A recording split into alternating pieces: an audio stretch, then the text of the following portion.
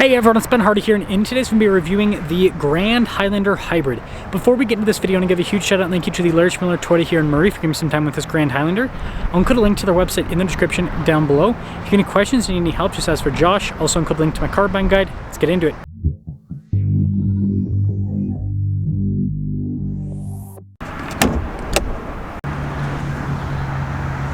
Powering this is a 2.5 liter 4-cylinder paired to an eCVT and a hybrid. It puts out 245 horsepower. Fuel economy is 36 around town, 32 on the highway. Before we move forward with this review, I do want to mention if you want to see more videos just like this, then I recommend you subscribe because I post content every single day. So taking a look at the hood, you guys can see that it's raised there on the center and then it kind of falls off on either side. And then little turn signal indicators, pretty cool looking headlights. I think this chrome strip is interesting that goes across. Notice the blacked out lower section of the grille, and well, there's the front. Tire wheel setup is 255 by 65 by 18 in the front and over in the rear. And you can see here, just have kind of like a silver finish with the wheels. Got those nice chunky fender flares. You can see that bodywork down the side also unpainted. Got some chrome stripping there at the bottom of the windows. And this is where you can see the Grand Highlander is quite grand indeed. Now taking a look at the key fob here, we've got our lock and unlock function. We've got the opening here for the rear hatch, and then it says Grand Highlander there on the back of the key fob. But popping into the rear, so I have one of the third row seats folded down so you guys can get an idea of the storage space difference. So with the third row folded up, you actually get quite a bit behind, but with it folded down, I mean, it is massive. So very, very practical from that perspective. And then press that and that will lower the hatch right back down. Cool taillight design, how that kind of arcs across. Got Grand Highlander there on the back too, and there's the rest of the rear. This leads us into the passenger cabin. So we do have a sunshade for the rear passengers. We've got soft touch here, and then I want to show you guys the rear. So perforated seats, which is nice. Now you can see legroom here is pushed up a bit. This is raised as it goes up, so your knees kind of get pushed up, but it's actually relatively spacious. You can for sure fit adults back there. Kids are always best for most third rows outside of full-size SUVs, but they do get cup holders there in the back. And then this is pretty easy to get back into place. You just kind of pull it back, and then there is the little tabs there to help out. And so yeah, legroom here in the second row is pretty good. We've got a little storage pocket. We've got our own climate zone here in the back, USB ports and all of that. And then headroom's good. We also have vents throughout. Now this leads us up front where we've got soft touch here down below as well. All of our window controls, mirror adjustments, blind spot monitoring with the mirrors. Then here's the front seat, perforated all down the center. Power adjustments on the side. You got the opening for the hatch. Steering wheel's manually adjustable. And then you got soft touch there on the dash.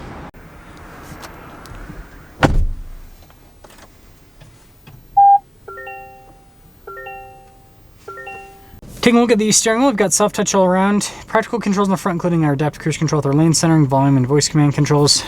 Got turn signal light stock, windshield wiper stock in normal fashion. Mostly digital gauge cluster, but coolest part of this is you can scroll through and see different bits of info on different systems within the car, and then it'll also show you the drive mode that you're in there in the center as well. Backup camera in reverse, we do have trajectory lines that turn with the steering wheel, pretty good resolution overall. And then as for the rest of the infotainment system, shortcut bar there on the side, you got little volume control built in. And yeah, it's easy enough to use. We've got our climate controls down below, very big knobs. Heated seats with this particular package. You can also control the rear climate from the front. And then we've got like our little charging area, well, that's for the engine, but USBs, little charging area there with a phone charging pad. Shifter here for the eCVT. Got some cup holders and everything there, just storage in general. Got your parking brake and auto hold. And this area is kind of interesting how it's all stacked up. But you do have EV mode, your hill descent control, your drive modes, and then you've got this big center console. Nice trim here on the top. More storage there, another little USB port as well. They are all over. And then a sunglass holder, and then we do have a panoramic sunroof. So it's kind of hard to see the window sticker, but total price on this one is $50,043. This one's an XLE with the hybrid, and well, let's sum things up.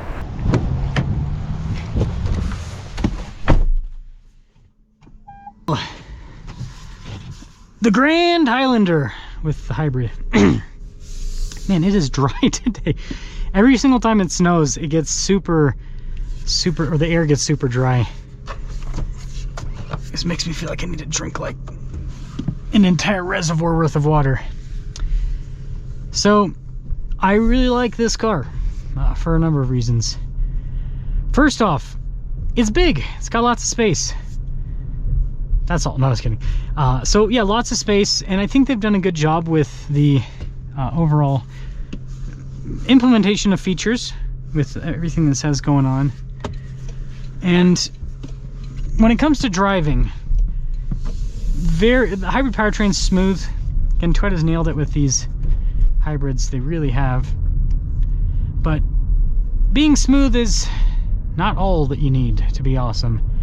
The next thing that is quite impressive is obviously that fuel economy, right? Being able to get over 30 miles per gallon in a vehicle that's this big is a pretty impressive feat, if you ask me. So I think that's pretty cool. And not only that, I'm just gonna use this to turn around down here. Seats are pretty comfortable. And the suspension, it's just a comfortable car. It's just a nice, comfortable car. And I think they should, I mean, there's lots of cars that are kind of like, they're popping up that are kind of like this, but they should make more stuff like this that's just spacious and drives well. It's cool. It's definitely cool. There's like an icicle there. That's funny.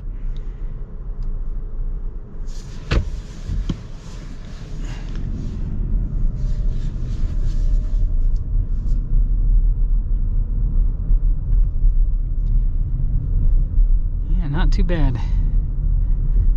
And I mean, I should mention that, like, value wise, Toyota's definitely charging a pretty penny for these, right? $50,000 for this XLE package is quite a bit, but they're getting it. I mean, these are selling. These are obviously selling. Yeah, it's not a rocket ship. It's got enough power. I imagine, yeah, on the highway this is gonna feel a little bit on the slow side. Not horrible, but a little bit on the slow side. So that is something to consider. And I'm sure that's also why the fuel economy on the highway is not as good, right? Hybrids are typically like that, but usually if a hybrid has worse fuel economy on the highway than around town, that's kind of indicative that it's not going to be all that powerful on the highway. But I mean, it's got a great low end to it. So the Grand Highlander, there's kind of market monopoly on this with Toyota right now. Nobody really offers hybrids in general, but especially big hybrid SUVs. And so, yeah, if you want a hybrid 3-row, right, you want to get over 30 miles per gallon, you're going to have to pay to play. But again, it's not like it's a horrible value, but it means it's pretty similar in price to the new Chevy Traverse, for example. It's with similar equipment, so it's, you know, apples to apples. It's not bad at all. I think that the value kind of looks a little bit off when you compare it to like a Telluride or a Palisade with Kia and Hyundai, because they offer so much value for the money. But always got to remember, it's a Hyundai. Right? So let me guys think about the Grand Highlander Hybrid. I think this is a great big 3-row SUV that's still pretty darn economical. I mean, you got to think about it. This is a beast. It's big, and the fact that it's able to get over 30 miles per gallon is pretty impressive.